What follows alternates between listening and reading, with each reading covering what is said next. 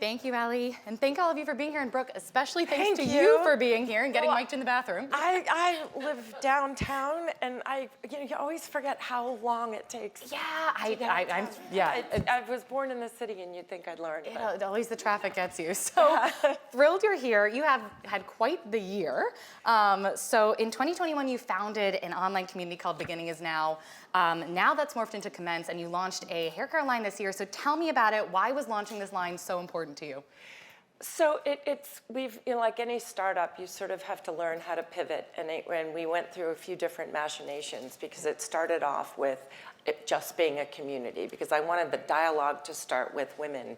I was really dismayed that at 54, 55, I'm 59 now, but I started to really come into my own just as a woman, and my kids were pretty cooked and they were leaving, and I'd sort of come to this sort of revelation that I liked myself and that I had a lot more to do, and I felt stronger and prettier, and I didn't compare myself to other people. There was this sort of just buoyancy that I had. I always said I felt like the Macy's Day Parade, Thanksgiving, when you're just being like blown up and you feel like at the gas station. Yeah, that guy. Flopping around. That was the way I used to be. Now I'm just a good flying, balloon. But there was this feeling of, wow, I'm ready to start my life now, because so much of my biological journey had been put in front of me, and you had deadlines that all of a sudden, and I was so dismayed that the marketing, beauty, what I was getting, the message I was getting back was, you've had a good run. You're good. You're good. And so why don't you just take, go, listen, I want to learn to play Mahjong, I really do, but that was the message I was getting, which was like, why don't you just go start a reading club or something? And it was this dismissive sort of, once your ovaries didn't work, you somehow lost value. And it made me very upset. So I thought, okay, I can't be the only one feeling this way. Why am I not allowed to feel beautiful and sexy? And these are wrinkles, but they come from smiling. I'm gonna do peels and do whatever I can to sort of feel my best, but I'm also gonna work out and eat well, like all those things. And so I started this community called Beginning Is Now during COVID, and we amassed an audience so quickly of like-minded women who said they were in this place of confidence in their life, but it wasn't being supported by the beauty industry or by just the way we talk about everything is anti-aging. And then we started talking about menopause, and everybody thought, oh, that's revelatory. Right. And then we went to, we're just menopause. And so I said, why are we either the hot girl at the bar or we're in Depends? Like, it's like that or dentures. It's like, I was like, wait a minute, there's a bracket in here that's sexy and beautiful and strong and accomplished and financially, hopefully, at least secure and independent. And we've worked at companies, we've left jobs, started jobs, raised families, and it just grew. And very quickly I realized that they did want to buy something. And I kept saying, I don't want to monetize you or this feeling. Or a community. Yeah. Right, I want us to stay a community, but I want to understand really what your challenges are. And the conversation started around hair changes, scalp changes, beauty changes. I don't like the word dry, and that's the word we keep getting associated with after a certain age. And so there were all these little things that I said, maybe we do need to go into beauty. And I resisted it. And then I realized if I was very specific, if the whole company was geared towards keeping the conversation with the community open, we would do these Zooms with 50 women all over the world. And when you saw such a swath of women, diversity and socioeconomically and just the way their lives looked, but the through line was this sentiment about feeling powerful and confident and wanting solutions to problems that they were facing without them being anti-aging. That makes a lot of sense. And I think one of the things that I find so interesting about you is that you've been the face of products your whole life without much input into what's actually in them. Never, no. This is, I think, the first time that, and how does it feel to take back that power, and how much do you have power over this? I have all the power, which is an amazing thing to say. And when you are a smaller company, and we work directly with the chemists, where you're not bound to the rules that when you're with a huge company, if you're backed by a P&G or something like that, they have minimums that you can use with regards to actives in their products. So, and too much of a good thing isn't always good. I mean, we saw that with recent companies, especially with hair. And so I work very closely with the formulator. And for instance, with the instant shampoo, and I said also, I don't want to all of a sudden proliferate this thought with a million SKUs. Like, I don't want it to be more complicated. I want it to be streamlined.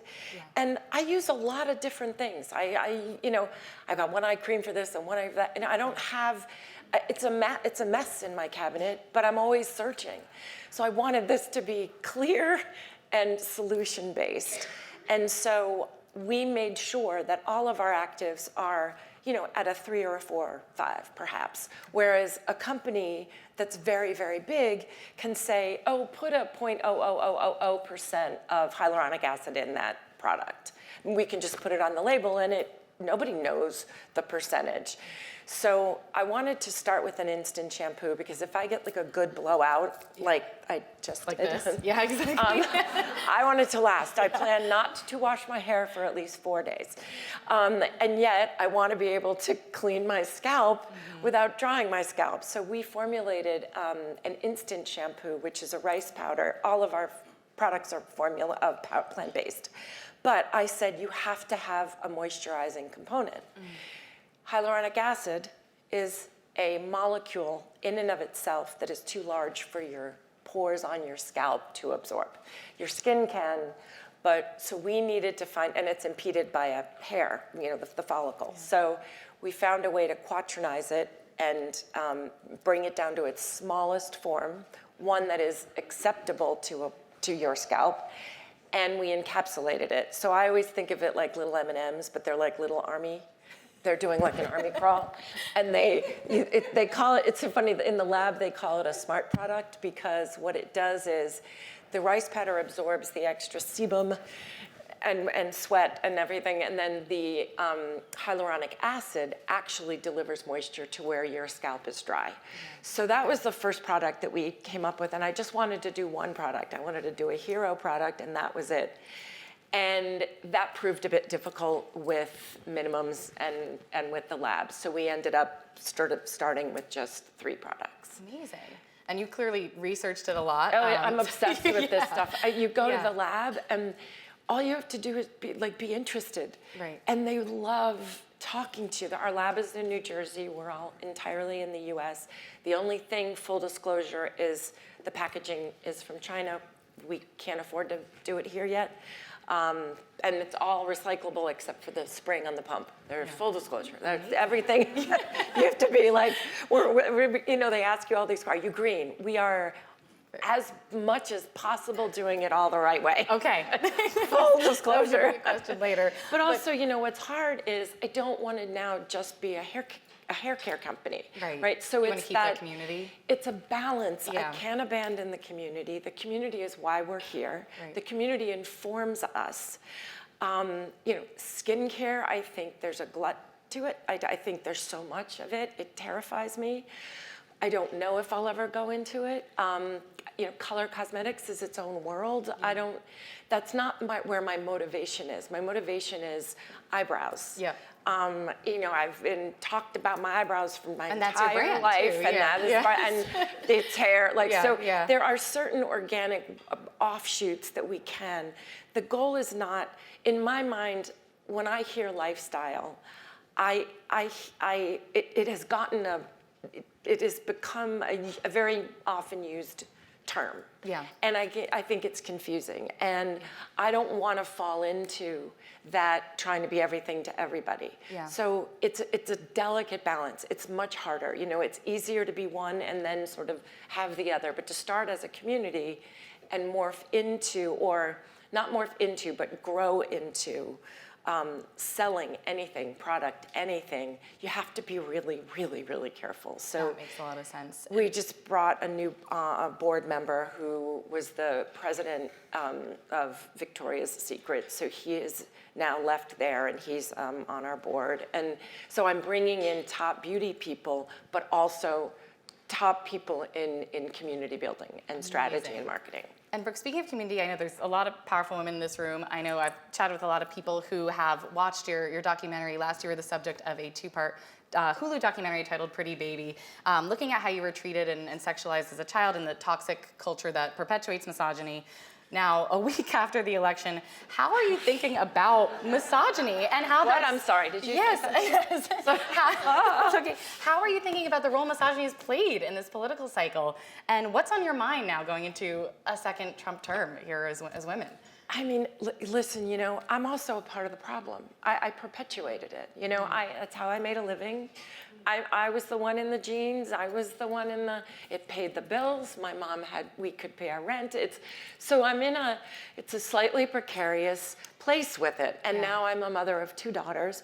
And my whole career gave me a life, you know, and so those are the things that I grapple with, you know, in therapy and all of that. And so my personal approach to it is to write books about things like postpartum depression, to stand up for what I believe and I want for my children. Yeah. I am really, truly, slightly terrified, and it almost doesn't have. It's almost not about politics. You know, that was charming. Excuse me. It's almost not about, it's this belief, this internal fear that I have for my daughters that they are losing their agency. You know, part of the whole film was about finding your agency, about, listen, sex sells, right? Okay, it's always going to. How do we reconcile that? How do we stick up for what we need while still, we all want to feel beautiful. Yeah. We want to be gazed upon and thought of as attractive. So we're in a difficult position, you know, and I think if we can find a way to do it without anger, it's going to be important. But there's a lot of fear, and I fear for my daughters, although they have a stronger voice than I ever did at their age. So the Gen Z is really good at that too. They are. I think they have to be careful too. I think you can swing so far in one direction that you alienate and you lose sight of how to make actual strong moves and that help the community and help women and help. You know, I mean, it's interesting. We have a very, very close friend of my husband's. Person he works with who is now a trans woman, and the person was a male and is 70 something, and she is now getting hate from the trans community because she's not a pretty woman, and she's not putting in what other women or other trans are feeling is the right amount of money and time and effort into her appearance. And it's a fascinating conversation that I've had to have with her because I've said, you know, now you kind of understand what we've been dealing with and how are you going to handle it. And so I think we just need to keep the conversation really open and empathetic and just try to keep all of the vitriol and the anger out of it because that's not who we are either. Yeah. It has to come from a place of confidence and pride and resolution and faith in who we are. That makes a lot of sense. And I know we only have a few minutes left, but you have a new book coming out. I didn't even answer the question. No. By the way. I want to come back to that. So you have a new book coming out. Brooke Shields is Not Allowed to Get Old. As that's been coming, which is a great title, by the way. So any advice you have we have a ton of incredibly powerful women in this room. We have 1 minute left. Any quick advice you could give to them on how to survive this next 4 years and anything you've learned from your book?